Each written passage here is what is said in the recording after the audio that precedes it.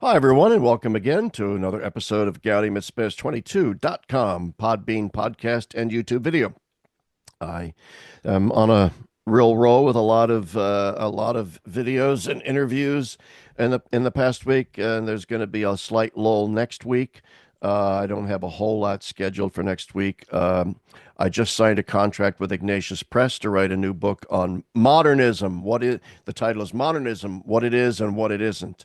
And so I have to work on this book, obviously, which is going to be taking up some of my time. And I want to remind all of my listeners that we are still engaged in a fundraiser here at the Dorothy Day Catholic Worker Farm. Anyway, enough. Get that out of the way. Hey, welcome Father John Nepil to the show.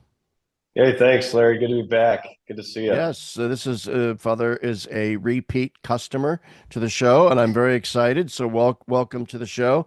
And the proximate, I don't really need a reason to have you on the show. It's just I wanted to talk to Father Nepil again. So here we are. Yes. Those of you who don't know, the last time I spoke with you, we talked about your first book, A Bride Adorned, which is beautiful, beautiful, beautiful book of theology. But Father Nepil is also vice rector at St. John Vianney Seminary out in Colorado, and is a professor there. And you're also, involved in this group called the Companions of Christ or Companions for Christ. Yeah. Yeah, Yeah. Convenience of Christ. Yep. which is a like a confraternity of priests coming together to support each other and whatnot. But the proximate reason for this interview is that I was asked to blurb your latest book. I hope I blurbed it in time You to did. make publication. The title of the book is "To Heights and Unto Depths," and it's about uh, it's it's a hard book to characterize. As I was reading it to blurb it, I thought, this is a great book. And it's a great book, not just because it's a page turner, it was very interesting, but because it defies categorization. Is it a book of theology? Is it a travel book? I mean, for those who don't know, I mean, you'll see the book. When's it coming out? Next week? 2 weeks? Yeah. Yeah. 20th of January. So next Monday. Yeah, it's a book about you obviously you're an outdoorsy guy. I think those who know you know this is true, right? And you do a lot of hiking in the Colorado Rockies, and so the book is about you going on various hiking adventures in the Rockies with these groups of people that you're taking there, and the kind of spiritual journey that this sort of represents. It's like a literature miniature Camino, in each Hmm. one of these hikes. It's like the spirituality of the Camino condensed down to these hikes. And then the book is like your reflection, theological reflection on all of this. So it's really fascinating. And I encourage people to order the book when it comes out. So it's called To Heights and Unto Depths. What's the subtitle? Letters from the Colorado Trail. Letters from the Carl Trail. Very good. And who's publishing it? Ignatius Press. Ignatius Press. Our Oh, that's friends at right. Ignatius. Yeah, Yeah. that's Yeah. right. My friend Ava Muntean was the one who asked me to blurb it, and she Yeah. probably gets really frustrated with me because I've blurbed a lot of books for Ignatius Press, and I always get my blurb in on the very last Last deadline day. day. Uh, Yeah, the very last yeah. deadline day. It's because I procrastinate and procrastinate and procrastinate. And then she sends me an email and says, "Hey, where's that blurb?" And so I was like, "Oh, oh, oh." So I go back and then I binge read the book for like 48 hours and then Yeah. able to blurb it. I've learned, I know that there are some people that blurb books and don't read them, but that's a very dangerous, dangerous thing to do. Totally. Totally. No, I, Uh, I appreciate it, and I appreciate getting the last blurb in. That's good. And again, it's not a huge book, and I hope it was enjoyable. But I really appreciated your yeah. words. So talk to the audience here about the Yeah, book. yeah. So backstory behind the book. This has been coming for 20 years. I've been thinking about this book. I've been dreaming about it even before I even thought I would have any interest in doing writing. I grew up in Colorado. Love the outdoors. Hated my Catholic faith growing up. Hated the practice of it. It was just this kind of moralistic structure that imposed upon Yeah. me from my birth, and I was just ready to be free of it by the time I hit adolescence. Um, then had a conversion back to faith at 17, and called a substance called the priesthood, and kind of thought, well, the world has to go, so I'm like getting rid of all my Fish albums, and like, which I still love Fish, so I kind of brought them back. The band Fish, I don't know, that's not your generation but mine. No. But just kind of like reconciling the outdoors and the love of the backcountry with the faith. And what I found was, not only did I not have to, that it wasn't just about renouncing it, but actually it was like, now I'm spiritually interpreting it, as a Christian, and then later as a priest, inviting people into that. So that was the kind of the story. And I always wanted to figure out some way to write a book about this journey and this experience of discovering God in the outdoors, and also trying to take on the question of, why did I not discover God in the outdoors?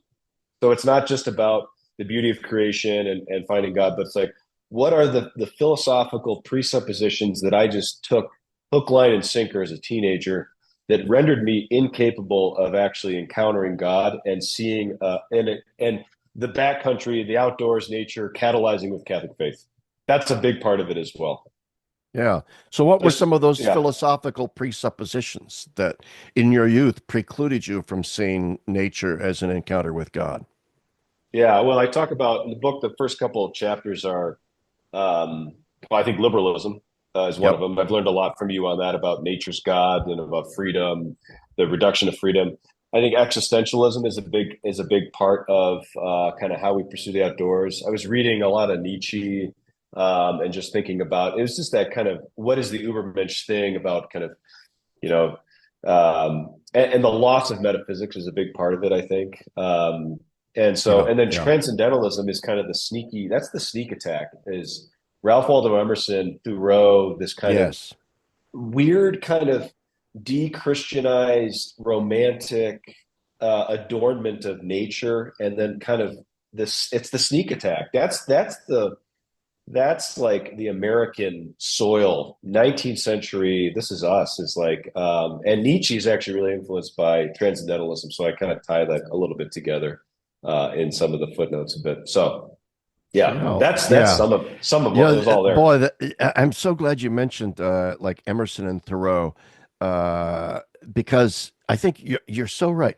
I mean, I was similar to you when I was in my teenage years and my high school years. I really didn't give a hoot about my Catholic faith. I was like an atheist, and then I went through a kind of evangelical phase, and then back into Catholicism. But I remember when I was in high school, we read in English class, and it was a public high school, Lincoln High School, Lincoln, Nebraska, public high school, and yet we were reading Emerson and Thoreau, and of course, you know, what's interesting to me now, looking back, I would say, what would the ramifications been if an English teacher had us read Augustine's Confessions Hmm. or Dante's, Divine Comedy or something along those lines? It would have never been allowed. It would never been allowed on the grounds, well, that's too sectarian. That's Catholic. We can't have students reading Catholic theology books in an English class. Yeah, And yet I remember even thinking then, as a teenage boy, reading Emerson and Thoreau in my English class, how is it that they're getting away with this? Because yeah, it was promoted as literature, of course, but yet also, I mean, the teacher in the course, I remember her, Mrs. Grant, was very open about the fact that this is wonderful stuff spiritually, isn't it, yeah, kids? It's like, oh, yeah, come on. And yet, I remember thinking, even then, that it was a pile of sentimentalist goo that led you nowhere. And that ultimately lacking any direct reference to God meant that it was ultimately kind of meaningless and pointless. So it's almost as if reading the Transcendentalists, Emerson and Thoreau, was a gateway drug into Nietzsche, into nihilism. yeah, yeah. I think that's true, and I would say that's true for me. Um, and there's a lot of like nobility. So like John Muir, for example, is a great kind of Western, Yeah, figure, and very influenced by it, and a very noble man. I mean, he's kind of autodidactic, a shepherd out in the, but we've totally romanticized it, and there's just nothing to it. There's nothing to it. I started reading David Betz's new book on analogical metaphysics and his whole argument about Christ as the logos of creation. That's what was missing is the logos. John That's Betts. and I just yes, there it is. It's so good. It's so good. Oh, have you gotten to the chapter on the humility of God? My friend Margaret Turek, who teaches at St. Patrick's Seminary in Menlo Park out in California, I ordered this whole book just to get that chapter. Now I'm reading the rest of Yeah, the book, but the yeah, chapter on the humility of God is amazing. Margaret Turek, Dr. Turek, alerted me to it. And in fact, I'm writing a blog post, part 3 of the hermeneutics of kenosis, based on that chapter. If I ever get around yeah, to it, people are getting yeah. sick and tired of my promises. I mean, oh, I'll be writing this soon. I'll be writing. And then it rarely happens because I get so busy. But anyway, I digress from your Yeah. narrative. This isn't about me. This is about Father Nepil. So Well, I let's think go ahead. yeah. So what is missing? What is missing? It's metaphysics. It's an operative understanding of being, the transcendentals in terms of how rationality plays out in it. So all of this starts to kind of unfold. I go to college, I go to seminary, I study metaphysics, I read the confessions, like things are getting sorted, and then I just fall in love with the creator, more deeply. And Yeah. so fast forward, I'm ordained at 27. I go up to CU Boulder. Kids don't give anything about going to mass, but they love the outdoors. So I'm like, well, I'll just take them to the outdoors. So I would do these trips, and I wouldn't tell them about it, but I would book it out like 9 months in advance, and then like 2 days before, I'd be like, anybody want to go to Utah this weekend? We'll go canyoneering, and they all sign up. And so those trips, it was a lot of like then unpacking and listening to their experiences and talking, and a lot of conversations on climbing mountains and sitting in huts and doing these things that led to this book, and the ideas that were kind of fermenting. And I also had some really great theological mentors and spiritual fathers like Father Raymond Goronsky, who I know you know from St. Yeah. Balthazar work in the He was the 90s. dissertation director for Rodney Hauser, my former colleague. Right, right, exactly. And so these guys were really forming my mind, and so then that leads up to the actual book itself. So I'm now back from Rome. I'm studying and working in the seminary, and some of the guys that I've been walking with are coming to seminary, and we've been on backcountry trips for years together. And one guy says to me, he said, "I got a month off next summer. This is in 2022." He said, "Let's do the Carl Trail." And I was like, "I've always wanted to. Let's do it." And Carl Trail is a 486-mile trail that runs from southwest Denver, and it just goes right through the mountains southwest, and it ends in Durango, Colorado. They call it the Trail to Nowhere. It doesn't end at Santiago at the tomb of St. James. It just ends on the other side of the mountain. Maybe So I there's at think, least a good bar there, huh? oh yeah, oh yeah. There's a great bar there. But maybe someday we'll bury some saints there. Saint Larry Chapp, when he's finally martyred for his modernist takes, Yeah. we'll bury you out there in My Durango. whole body will be incorrupt except for my tongue, which will be rotted away for sure. Yeah, exactly. I have a good So friend, Father Mike Kerper up in New Hampshire, is always saying that if they ever unearthed your body, yeah, you might be incorrupt, but your tongue would be absolutely decayed away because you're so yeah, acerbic and acidic. Anyway, once again, yeah, I digress with my own autobiographical nonsense. Keep going. yeah. So are you near the Appalachian Trail Yes, where we you're at are. now? Yeah, Yes. yeah. Yeah, we're very near it So actually. And just to give some perspective, I've actually hiked the Appalachian Trail. have you? Wow, that's Not the amazing. whole thing. Not the whole thing. Yeah, the Appalachian Trail is massive. It runs from northern Georgia all the way up to Maine. It's Yeah. 2,000 miles. So you have three of these huge. So the Pacific Crest Trail, the Continental Divide Trail.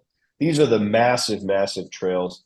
The Caro Trail is probably the premier through hike. It's about a month long versus 3 to 4 months to do the Appalachian Trail. It's the same length as the Camino if you were to do the Camino Frances, the standard route, about Yeah. 500 miles. The difference is you go up and down 90,000 feet of elevation. You go over 7 mountain ranges.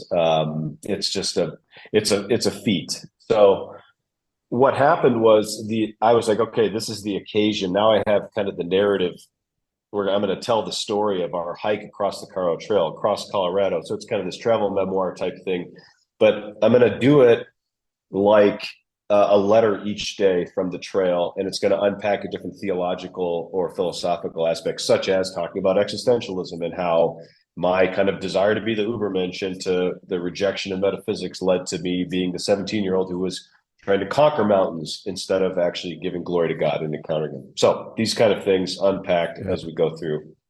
The book is basically two books in one. And as I said, this is the introduction.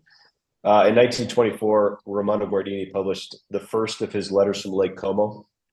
Yeah. 20 years prior to that, Hilaire Belloc was in his hometown, in his mom's hometown in the north of France, and decided he was going to walk in a straight line to Rome and arrive on the feast of Saints Peter and Paul. And that story, A Path to Rome, is one of my favorites. I love it. It's just he's such a great writer. His stories are ridiculous. So I wanted to take the travel narrative of a Belloc and the epistolary style of a Guardini with the cultural and metaphysical and engagement of these questions and put them together, and that's what you get. Oh, That's wow. that's the book. The attempt, at Yeah, least. yeah, it is. Yeah, No, and you yeah, and you pull it off beautifully and successfully.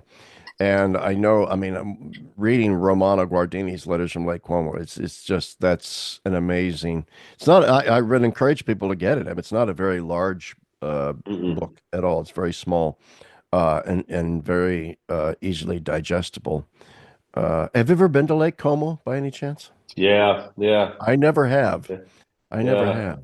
So I'm assuming It's it must beautiful. be really beautiful. It's beautiful, but you can also see what he's doing with the industry, because basically, letters from Lake Como, where Guardini returns to his hometown, Yeah. and it's just like the machines have taken over. It's just he was talking about comparing how for centuries these villages and towns were kind of built into the scenery of the landscape, and now it's just domination. And Yeah. it's what are we doing with nature? That's the question. And what happens with nature in modernity when we lose the concept of creation, the theological concept of creation? This is really kind of how it's playing out. So I'm drawing on Balthazar, Guardini, Ratzinger, von Hildebrand, Giussani. Those are probably the big five, and just Oh, yeah. walking. And the story is a great, and some ridiculous thing happened. I walked it with three guys. Two are in seminary. One just got married.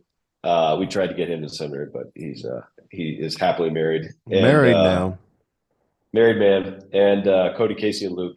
And then every 4 days, a different group would come on the trail, and some of these guys. And that's what makes the story kind of fun and ridiculous, is that these are just random people who just drop into the story and all of a sudden kind of are doing these things. I gave the letters as homilies each day on the trail, recorded them, and then worked out the letters from there. And again, it was just a lot of years of notes and ideas of thinking about the questions that Gordini was posing in the 1920s, Yeah.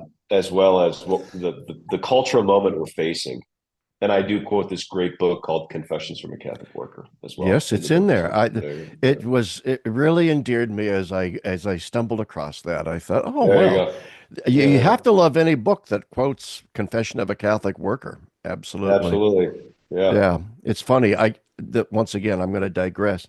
I keep getting these random phone calls from obviously it's a scam, and it's we wanted to make a movie out of your book Confession of a Catholic Worker, so we need to talk to you about getting movie rights and stuff like this. Obviously they just want to start getting your personal information so they can drain Yeah. your bank account or something, but it's just hysterical. I thought, they're going to make a movie out of Confession of a Catholic Worker. Yeah.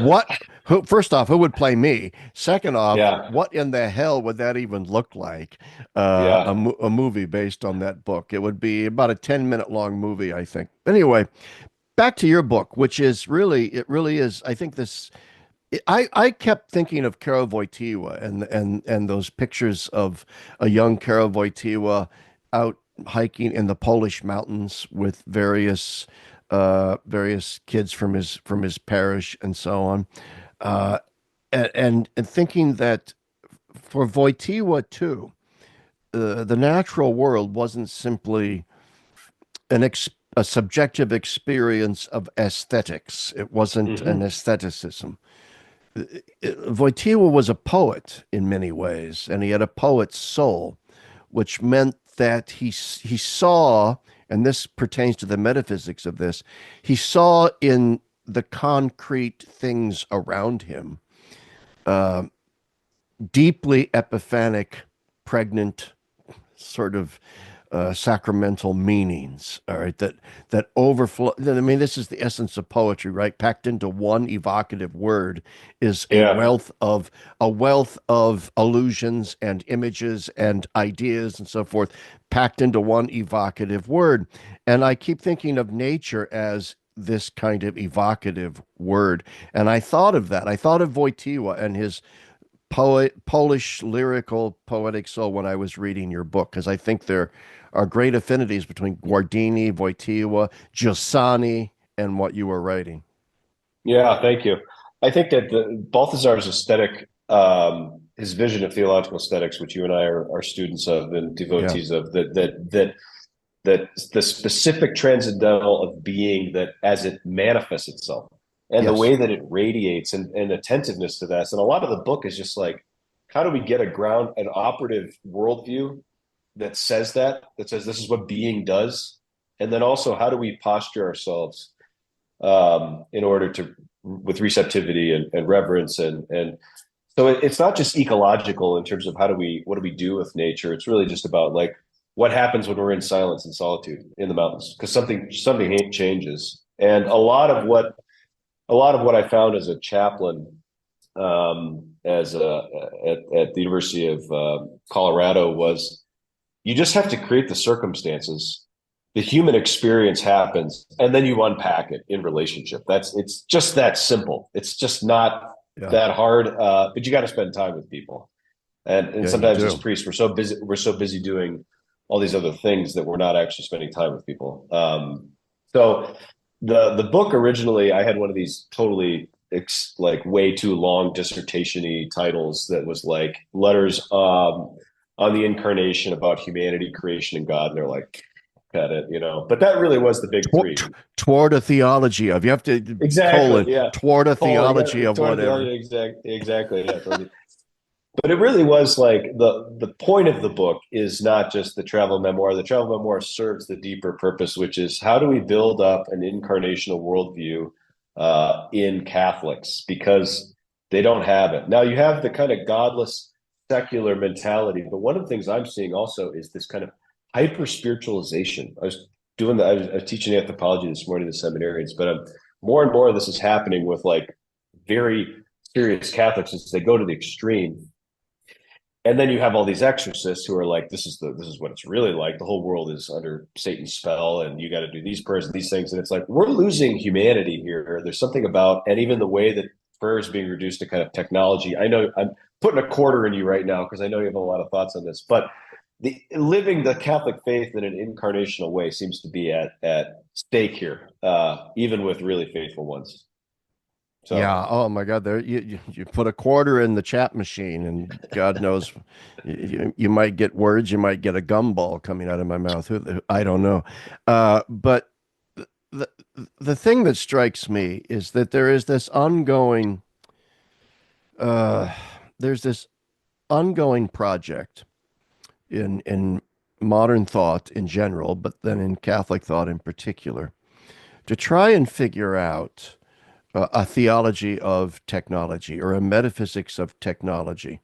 I mean, Heidegger famously raised the issue of mhm. technology and obviously didn't deal with it, from my view, in a completely adequate way, since it was from, non-Catholic premises.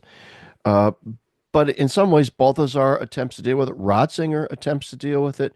Guardini certainly attempts to deal with it. And yet, there still seems to be this lacuna, this absence of an overarching theology that would help us negotiate the proper and improper uses of technology. Because right now, I mean, Pope Francis talks about this in Laudato Si. He talks about the technological paradigm, and obviously he didn't invent that term.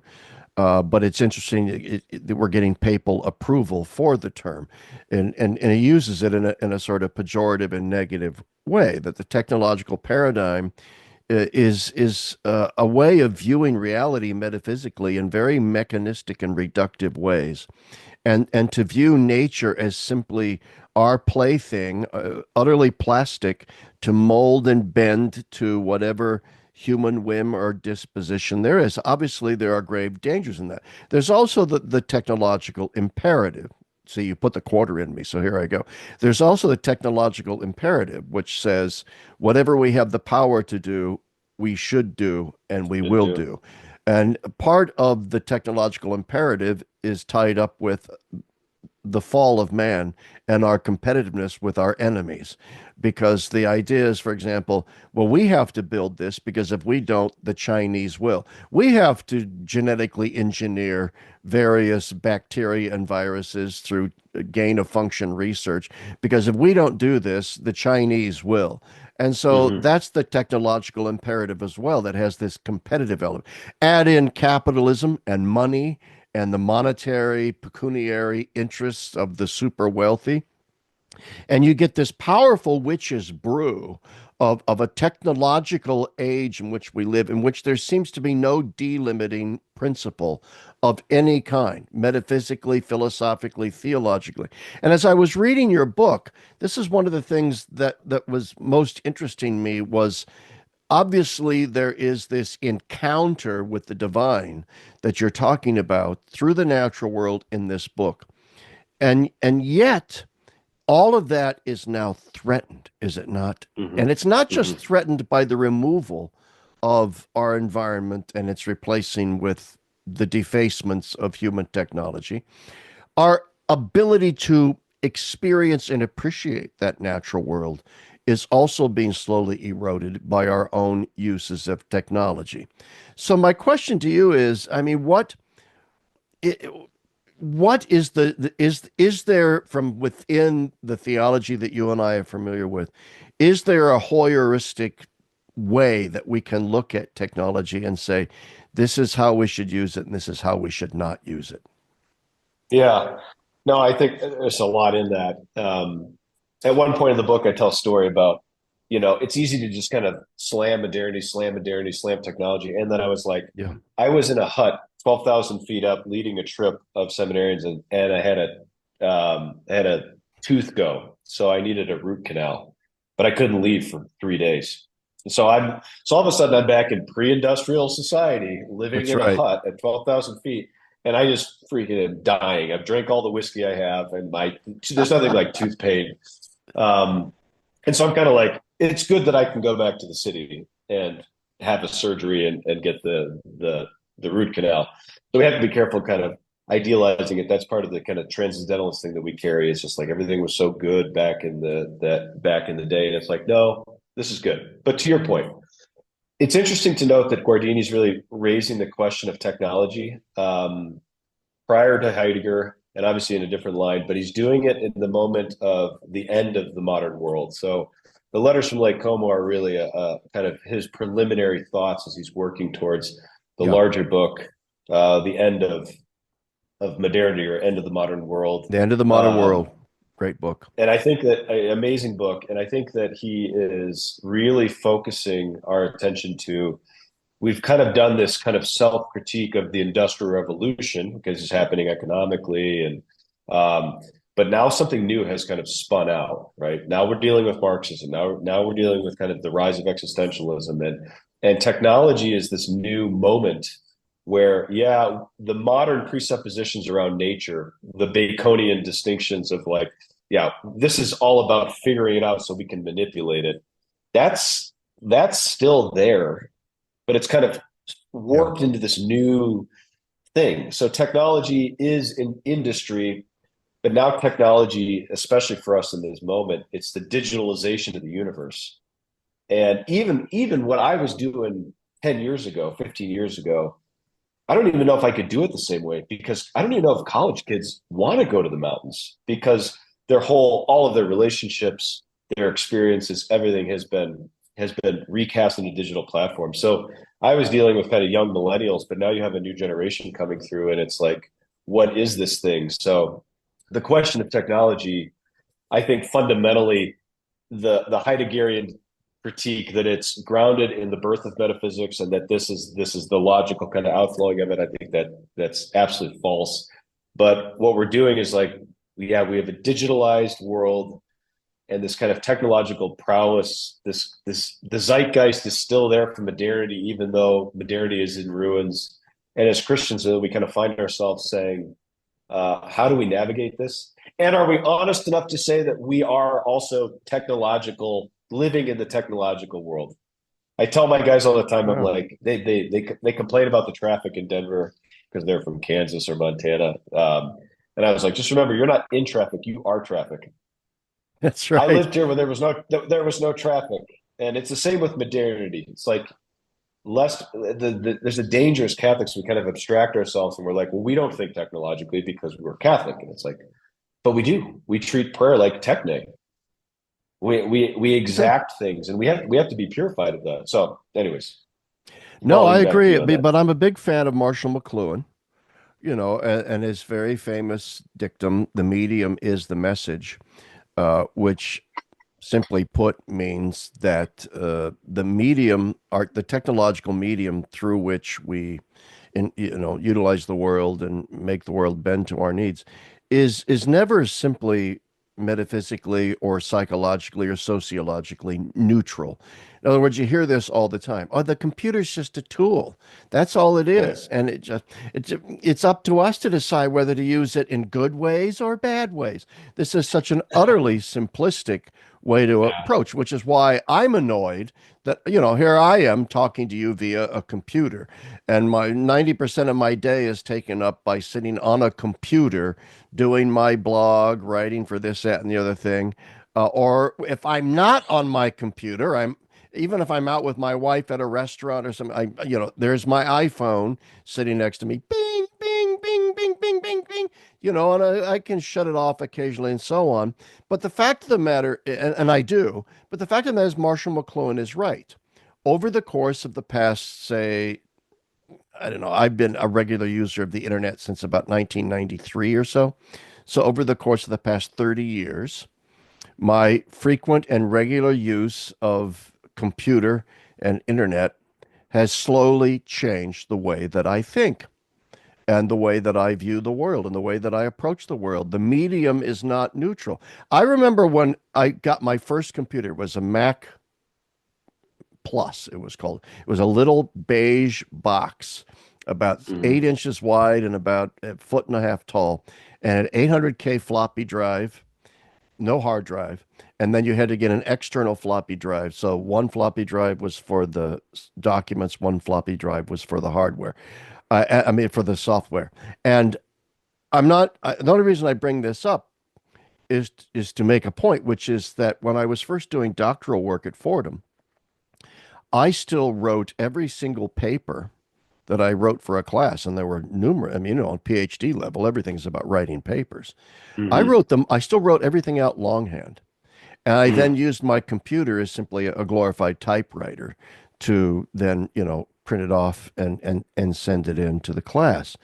And that was because I thought better by writing things out longhand. Because I think because my thinking was still more in an analog mode. But mhm. over time, with regard to, the pressing needs of efficiency and so on, I trained myself to write directly onto the computer rather than longhand first. And I have to say, I think my writing is not as good as it was when I wrote things out longhand. So my point is, I can't even now even imagine myself writing things out longhand like that anymore. And so technology has changed me. And I'm not certain that the change is all the been. I'm being autobiographical, but I'm sure you have Yeah, similar. yeah. You're a lot younger than I am, probably by about 20 or 30 years.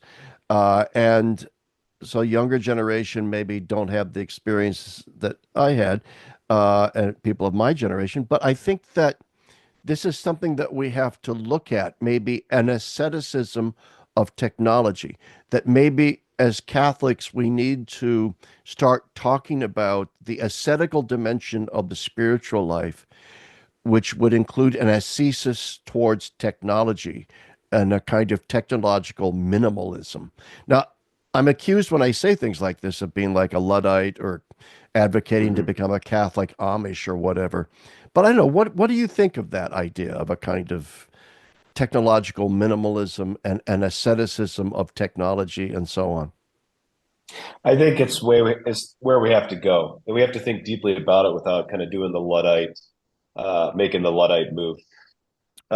Last week, I started my anthropology course with the seminarians here, talking about the metaphysics of gift, and gift is going to be the basic framework. So, Yeah. working out of our friends, and guys like Ulrich and Balthazar, these guys, and that's going to just how Schindler. we're going to Schindler for sure. That's how I'm teaching the course. So, but I quoted Wayne's World. Ah, yeah. None of Party and on, to Garth. nothing. Already on Garth. No response. And I said, "Have any of you seen Wayne's World?" And they're like, "My dad really likes Wayne's World." I was like, "Oh, okay." So it's that whole scene when Stacy buys him a gun rack, and he's like, "I don't even own a gun, let alone many guns." We broke up. It was all about the reception of gift is the completion of gift. Anyways, Yeah. the world of Wayne's World, I was in. I was born in 1983. Wayne's World comes out in 1991. I didn't have a cell phone in high school, right, until right at the end. And even though I did, it was a block phone. And it's funny to talk about, like, how does Wayne's World, the opening scene with Bohemian Rhapsody, how do they come together? Well, you just kind of found each other. Like that's how life worked. Like you figured out where things were, where's the party, where's the concert. Like it's Yeah. just, and it's kind of like we can't even conceive of that anymore. Like how could I not do anything? And I think COVID was a really weird moment, just like anthropologically in terms of this technology question, and then the Mm. spin out of it completely, because we've indulged, like we all got kind of messed up psychologically, and then we thought, well, now we need to ramp it up, and we need to travel. So everybody's just travel, travel, travel, travel. This is all I talk about with people. It's like, where are you going? What are we doing? It's like, why are we doing this again? Because we can. It's that technological imperative that's playing out existentially. So I think the baseline thing is that we have changed. All right. I think I'm very close to Larry Chapp. I've actually never even physically met you, but I listened No, to you, no. and I just am like, yeah, Larry Chapp. Yeah, he's like, he's like an old friend. It's like, what? You're probably like, I don't even know this guy. He's been on my podcast one Oh, time, but yeah. that affinity, because of just the experience of the digital relationship, which is actually really great. But also, we just have to acknowledge that that's not necessarily the case. So, Yeah. Yeah. I mean, I have a lot of people that I do podcasts with, like my good friend Cale Zeldin up in Connecticut. Now, yeah, I call him my good friend. I've never met him in person. And yet right. we have, I feel like I've known him forever because we've discoursed over this medium. And so it really does drive home the dilemma that we face, which is you don't want to be a Luddite. You do want to acknowledge that in some ways technology has increased our capacity for interrelational discourse with Yeah. an exponentially larger group of people. And some might say, well, that's not necessarily a good thing. I actually think it is. I have met Yeah. so many people like you. I have met so Yeah. many fantastic. I just did a podcast this morning with Gavin Ashenden, former Anglican, now a Catholic, and he's over in the UK.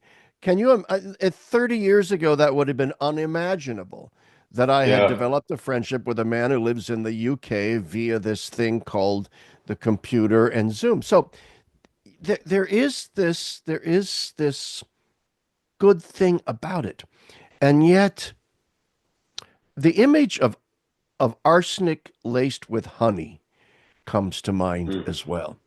That some toxins go down easily because they don't present themselves as toxins. They present themselves as something sugar coated and candied, and then they proceed to eat at you from within. So, this is sometimes my sort of dystopian, nightmarish sort of instinct or feeling that the use of technology gives us this feeling of an expansive connectedness with so many people. But is it also like a parasite eating Mhm. away at me from within? I don't, I sometimes wonder about that because, Yeah, had there not been an internet, you and I might still have encountered each other at a theology conference or something like that eventually. I don't know. Um, but anyway, this is the image that yeah, rattles in my brain. But then again, I love antibiotics and flush toilets and Cheetos. I don't think Cheetos right. are a real food. I think they're some sort of completely synthetic technology thing. But I love Cheetos. And my Yeah, friend Tom Davis sends me salt and vinegar potato chips. I have those, and those are certainly created by technology. yeah, So I don't want to, I don't want to be a hypocrite. And I right. certainly don't, I'm like you. If I get a toothache, I'm glad there's anesthesia and modern dentistry. So I'm really, I just don't know what to do with all of this half the time. I think that I don't think it's dystopian to have that feeling of like, is this actually, are we going somewhere? All these, this kind of crazy pace, um, and then also I think that there's just so many levels that we have to kind of sort out. So like one of the levels that I'm really interested in that I take on in the book is like creation. What is this kind of zeitgeist within the technological paradigm? Self-creation. That is just like the Yeah. ethos of self-creation is the diabolical kind of that's the poison in the candy of I can absolutely now manipulate anything, any relationship. I can kind of everything is just totally malleable according to my Yeah. deified Yeah. hands. And you go into creation and you're up above tree line and you get caught in a storm and you're and lightning is striking Well, you around you. All of talk a sudden about it's that like, and you talk about that in the yeah, book. That was yeah, terrifying. all of a sudden self-creation is not really a viable option anymore because I'm going to die. Like, so there's something about the wilderness that just like it puts it back on us. It shows us our limitations, our dependency, our innate relationality to God, and then it opens things up to the realization that this is all in fact giftedness, but there's something about it. And then also there's, I would say, like we have to have periodic removals from the Yeah. technological world Yeah. in order to kind of stay in balance. So there's no like perfect plan to kind of figure this I out. think Like this that's is a how we really, use an iPhone. yeah, I think that's a really good point because like there's the old principle of us taking a spiritual retreat Yeah. and being alone or whatever. And that's not to deny the positive good of my social relations and my family and all that kind of stuff.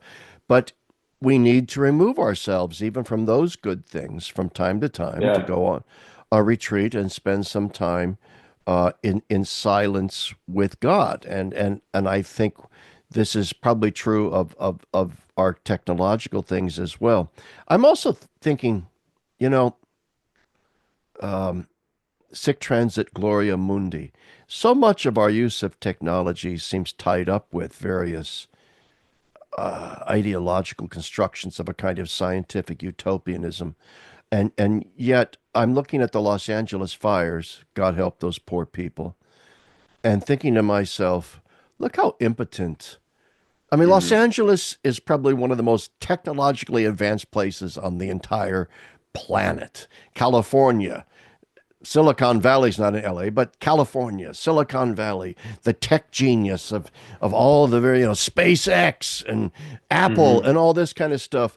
And yet we can't stop a damn fire because Hmm. it got windy and it's dry and somebody lit a match and all of a sudden 1/4 of Los Angeles is burning down. And as somebody else pointed out, let's say there's an asteroid or a comet strikes, a piece of a comet strikes the Earth and creates massive devastation. And that's not science fiction. It's happened on numerous occasions in the Earth's past. And someone pointed out, we would be obliterated back to the Stone Age in a heartbeat. Hmm. So my point being, what you were just saying, that one of the things about going into the natural world is a reminding that we are not the masters of this universe, a reminder of the various limitations that we face. in the face of that. We don't control everything, and we cannot control everything. Hmm. And then we don't really matter that much. One of the great Yeah. moments was I I went on the Carl Trail, auto replied my email. This drove people crazy. It said, "Thanks for your email. I'm currently walking the Carl Trail. I'll be gone the month of July. When I return on August 1st, I will be deleting every email in this inbox. So if you want to get a hold of me, email me after August 1st." Because there's no way in hell I was going to do a month of email. And you know what happened? Nothing. It was totally fine. The seminary was fine. Everything was fine. People just, they figured it out. So it's not just like the Yeah. powerlessness. It's also like the freedom to just live a bit eccentrically in the sense of outside of the center is outside of ourselves in Christ. And to be like, I do not need, and yeah, there's just this self-importance that gets connected to the whole technological thing of like, Yeah. I have to respond to this. And so, Yeah. interesting guy you should have on the podcast, a guy named Justin Chenier, started something called Humanality. Really interesting dude. I was fly fishing with him a couple of months ago, and we had a long conversation in the boat about this. And he started a whole thing. He's starting it on college campuses, and his plan is get them off the smartphones and onto what they call light phones. And it's just like he's just like there's a lot of kind of we can do an education, not to say that you shouldn't have this, but to say that we have to kind of reform the neuroplasticity of the brain and all this in order to get people to a place where they can use this in a human way. Interesting guy, and we're Well, doing some things with that in the seminary here. humanality. Humanality, yeah, you would And dig him. is He's cool. what's his name? Justin Chenier. I'll send you his contact info after this. Okay, send me, yeah, send Yeah, Justin Chenier, because that sounds really fascinating. And he's I out think there you'd in enjoy it. Colorado. He's out there in Colorado He's with in you. he's in Wyoming, actually.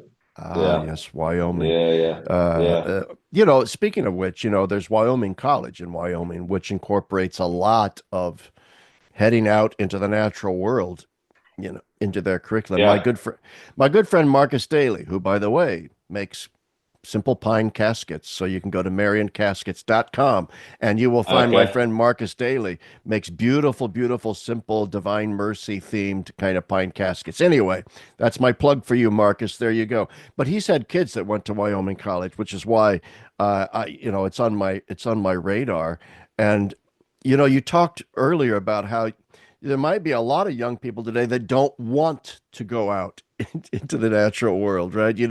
They maybe don't want to do this Camino, on the hiking trail. And I keep thinking to myself, would I have wanted to go to Wyoming College since the first year experience involves trekking out into Yeah. the mountains and backpacking and stuff? I might have found it too physically rigorous myself. Yeah, and I think there's something about that. There's that famous book Michael Easter wrote, The Comfort Crisis. It's good, secular, but it's a good read on things. So we've created a whole. It's not just. I like what you said earlier about technology is not just this kind of morally neutral thing. It's conditioned. There's a worldview of permeating ethos, and part of that is that comfort is happiness. And so I'm in a situation here where I have a lot of young guys who some of whom have grew up on farms and worked hard. Other guys who live comfortably and just want to play video games, eat a lot of dessert. And I have to say, how do I help every guy move harder? They're not going to want to ski and hike and do these things. Wyoming Catholic College is a great outdoor program, but everybody has to feel discomfort if you want to live a human life. Like it's not human to live Yeah, just in that's this right. malaise of just comfort where you're just always just on YouTube and you're just I love Cheetos also, but a steady diet of them not good. So Yeah, and along those same lines about, comfort and stuff, I do sometimes wonder too, which is why I think one of the things that fascinated me about your book, as I was reading about the hike, and I do like to hike actually, is that part of the spirituality of it is precisely the time that it takes to get to your destination.